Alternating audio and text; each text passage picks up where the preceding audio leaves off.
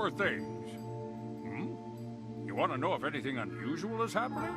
Well, I have been feeling a rather strange presence whenever I visit the Divine Tree. The Divine Tree? It's a legendary tree that exists in the heart of our village.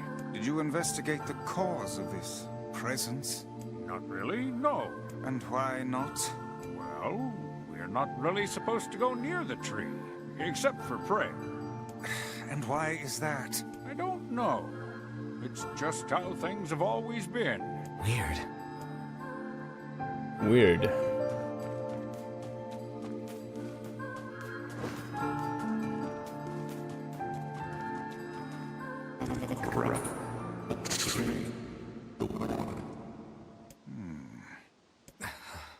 Why do we seem to encounter nothing but odd people lately?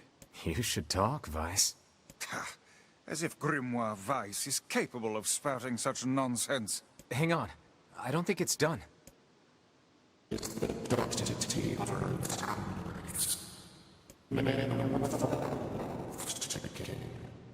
that mean it'll tell us what we want to know? That'd be nice.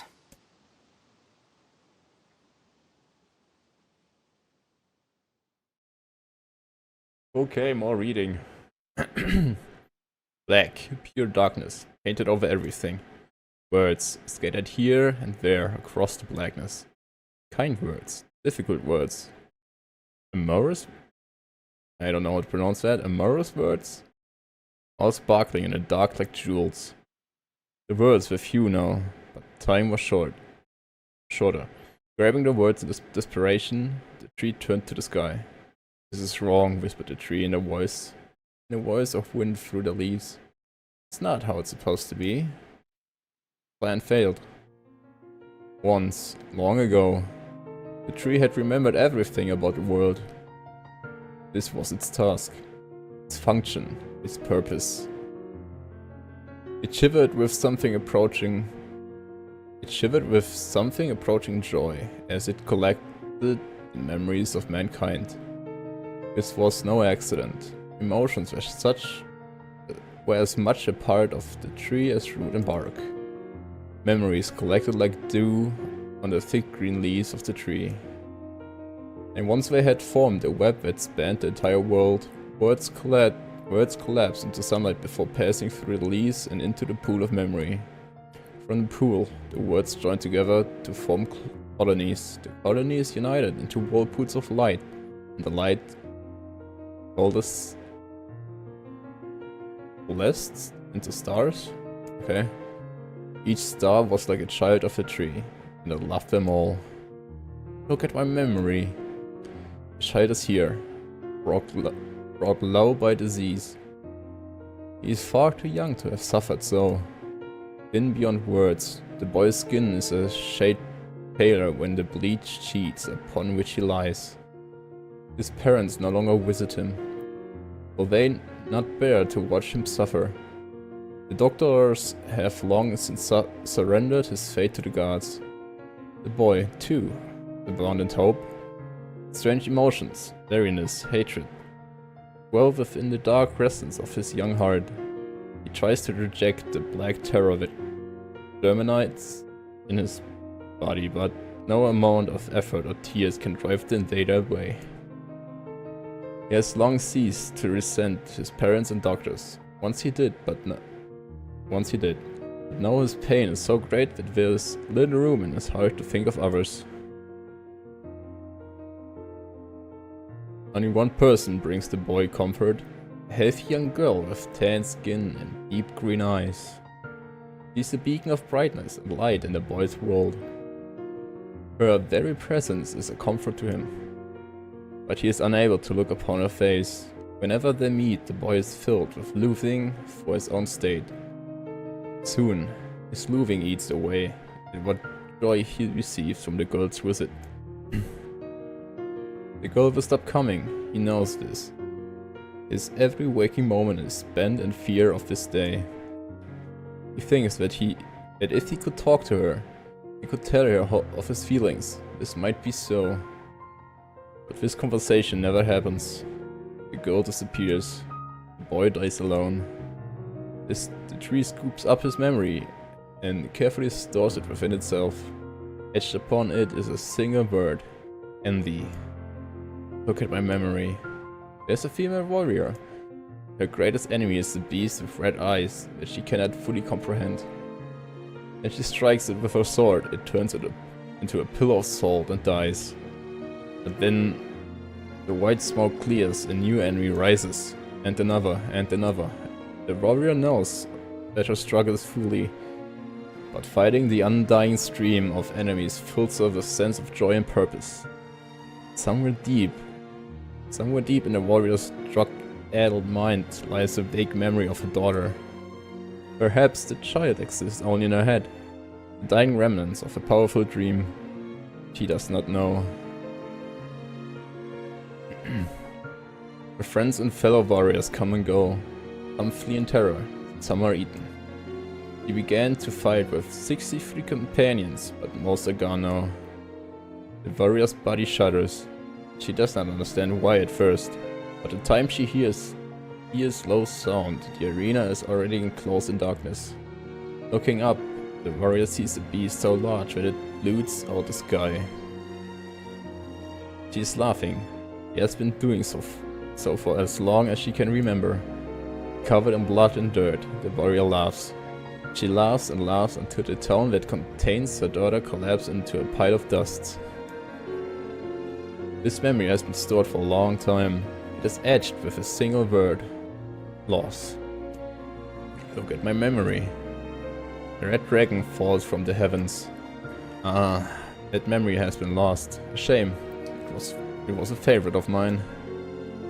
After many centuries of existence, the tree saw that its carefully labeled memories were beginning to dwindle. Once seemingly infinite, the memories now seemed ready to disappear forever.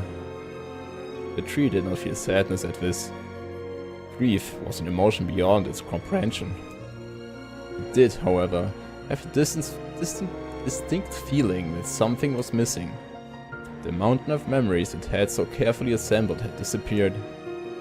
The tree stretched its branches as far as it could, but new memories refused to flow. The pool of memories was a black, empty pit, a hollow place where life had once flourished. The tree had lost its purpose. There was nothing to be done with but sift through a few remaining memories littering the ground under its branches. This is why the tree was pleased when a young man and his companion entered the room. Well, this place is gloomy as hell. The room Nick has entered was almost completely empty. All he could see were a few crystals scattered haphazardly on the ground. Picking up one of the crystals and peering into it, Nick suddenly saw a familiar sight. It was the forest of myth. Villagers prisoners of their own dreams.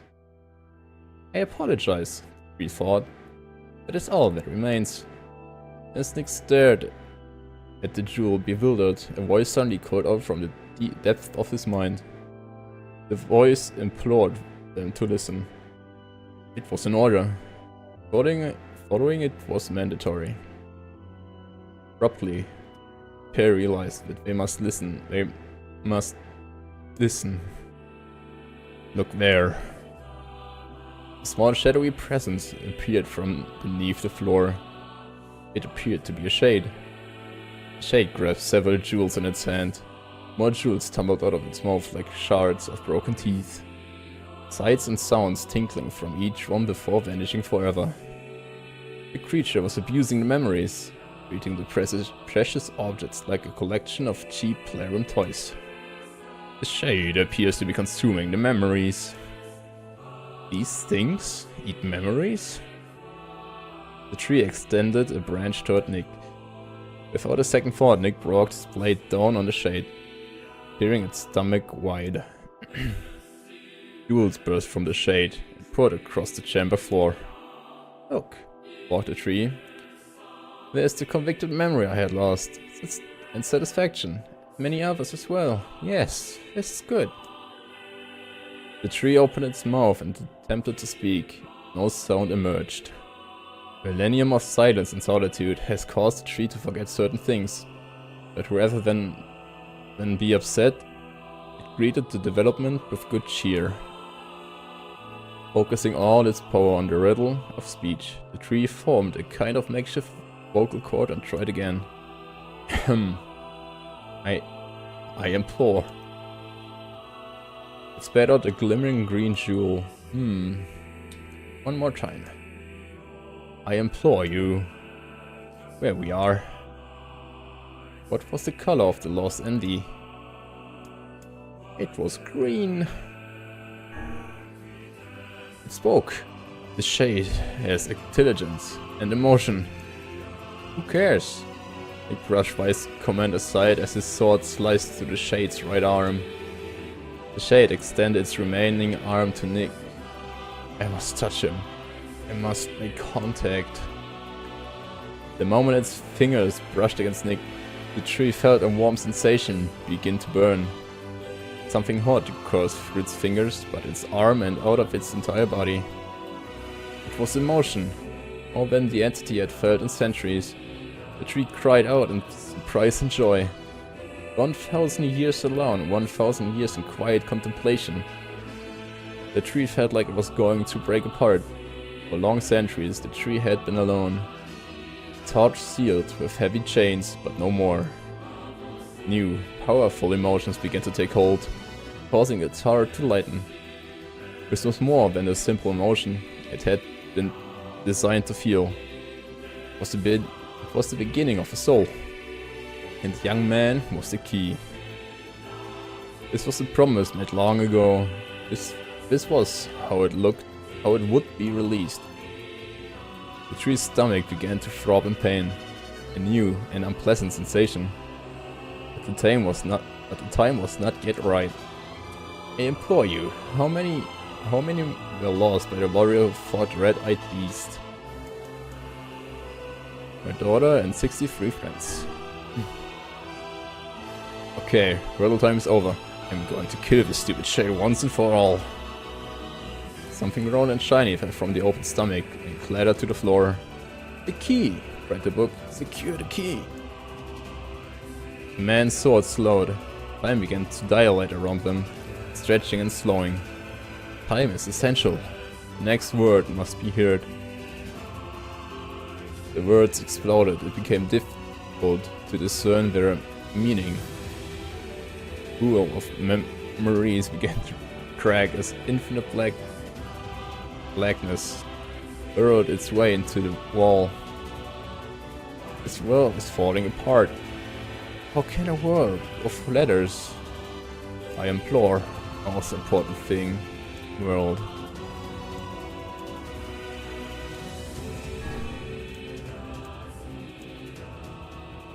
Light was complete. The memories disappeared. Tree's identity began to dissolve. As the letters slowly faded, Nick was drawn back to the real world, and the tree was satisfied.